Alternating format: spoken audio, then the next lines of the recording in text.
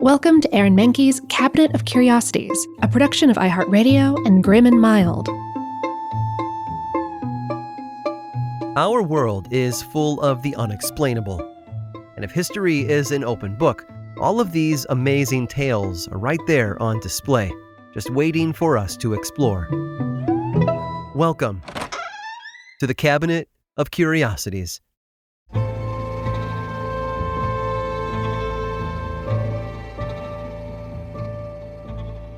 The greatest minds and talents in history all had to start somewhere.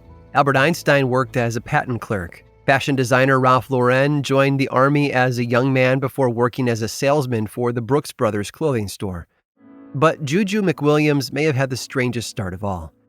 McWilliams was born in Pasadena, California in 1912. Her father was a successful Massachusetts politician, and her mother the heiress to a paper company. McWilliams grew into quite the accomplished teen. For one, she was tall for her age, standing over her high school classmates at a whopping 6 feet 2 inches. Her height helped on the basketball court as well.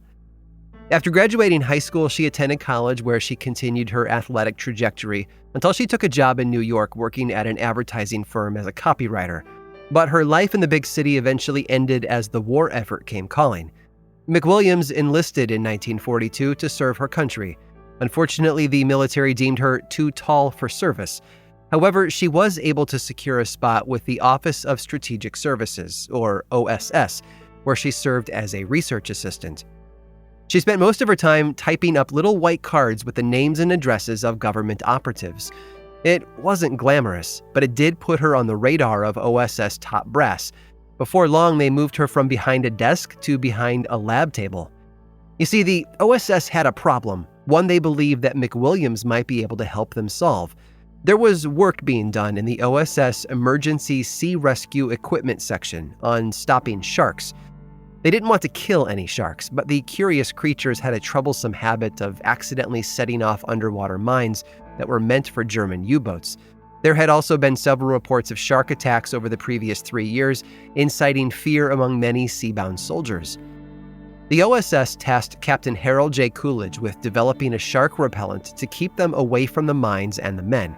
Coolidge had come from the Harvard Museum of Comparative Zoology, and his partner, Dr. Henry Field, was brought in from a natural history museum in Chicago. McWilliams was assigned to Coolidge as an assistant. Together with Field and chemical technician Stuart Springer, the team ran a battery of tests on various substances to see how well they kept sharks away. And their test subject? A small shark called the spiny dogfish. They put dead shark meat, acids, nicotine, pine oils, and about 100 other chemicals in the water before settling on a combination of copper sulfate, copper acetate, malic acid, and dead shark extract. The spiny dogfish found the mixture repulsive and stayed away about 60% of the time. McWilliams was awarded for her work with the OSS, and even met her future husband Paul while working there. In fact, it was Paul who helped her find her footing after the war, too. He had lived in France when he was younger and had developed a taste for fine food. After joining the U.S. Foreign Service in 1948, he and Juju moved to the City of Lights, where she experienced one of the most incredible and important meals of her life. It was at a restaurant called La Couronne in the city of Rouen. McWilliams had enjoyed oysters, followed by a main course of sole meunière, a French fish dish often prepared with a savory brown butter sauce. She described the experience as an opening up of the soul and spirit. It inspired her to enroll in French culinary school, from which she graduated in 1951. McWilliams eventually met 2 other chefs, Simone Beck and Louisette Bertoli, who had been working together on a cookbook of French cuisine. Beck suggested McWilliams join them as a third author, considering she was an American who had developed a love for French cooking. Her insight might help the book reach an American audience as well. The publisher originally turned the book down, claiming it was too long and boring to be of interest to anyone, but the 3 women persevered, and in 1961 their 700-page love letter to French cooking was published to great acclaim. McWilliams herself went on to become a successful newspaper columnist and cookbook author, as well as the host of a very popular cooking show on public television. And none of it would have happened without 2 major events in her life: her work with the OSS on shark repellent and meeting her husband, Paul Cushing Child.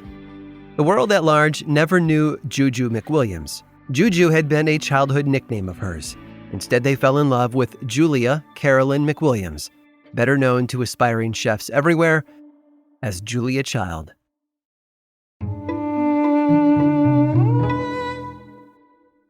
This episode was made possible by Norton 360 with LifeLock.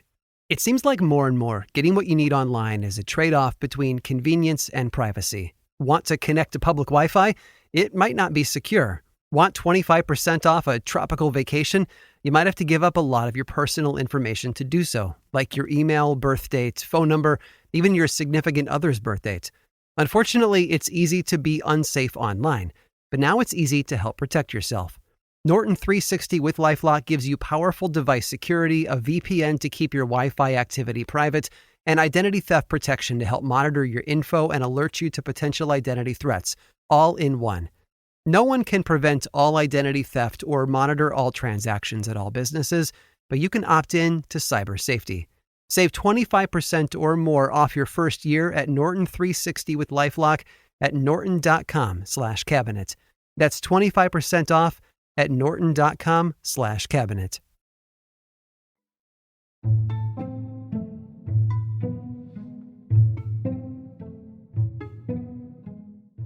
In 1925, a deadly outbreak of diphtheria hit the residents of Nome, Alaska. It's a highly contagious bacterial infection with a mortality rate of 10% and 20% for children. Untreated and without vaccinations, the death rate jumps even higher. It's rare in developed countries due to vaccination, but in the early 1900s, Nome's lone doctor noticed a 100% mortality rate among children. Even with treatment, it was often fatal in young children. To save them, he needed a special serum, one that he didn't have. Alaska is known for some unforgiving wilderness, and that January winter prevented getting the life-saving serum to the town. Thick ice prevented ships from making passage to a nearby harbor. Alaskan winds and sub-zero temperatures rendered planes useless. Neither plane nor pilot would survive the trip, even if the handful of planes weren't in storage too far away to even consider the dangerous attempt.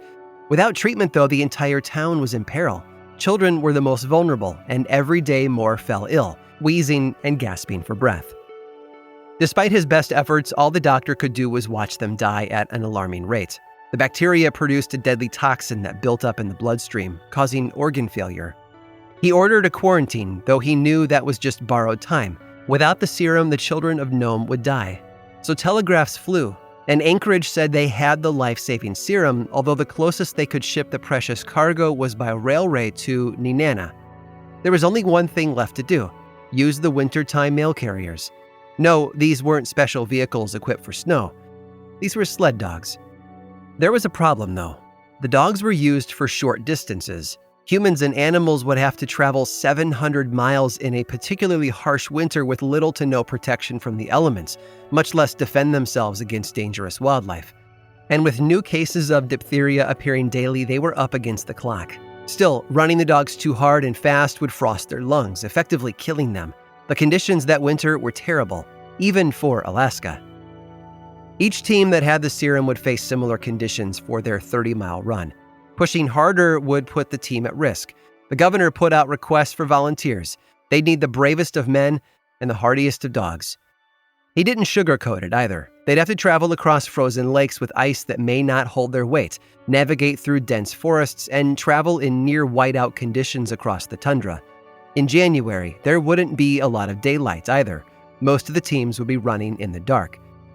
A ragged crew of locals stepped up to the challenge, mostly Athabascans and Inuit who were familiar with the terrain. Short on enough volunteers, they would have to travel farther than others. And as if they needed one more thing to worry about, the serum would be rendered useless if it reached below freezing temperatures. The first team left at night on January 27th, making the first leg of the journey in 60 below weather and traveling 52 miles. To save his dogs from the strain, the musher frequently ran beside them. When he finally met up with the next team, he had suffered from hypothermia and frostbite. The last team encountered whiteout conditions. Snow crusted the dogs' fur as they ran against strong winds. An 80-mile-per-hour gust hit the team, flipping the sled, the cargo, and the dogs upside down in the snow. In an instant, musher Gunnar Kaysen dove into the snow after the serum, but he couldn't find it with his mitts on. After digging with his bare hands, he scooped up the fur-covered package. Then he righted the sled and pushed on to the meeting point for the next team.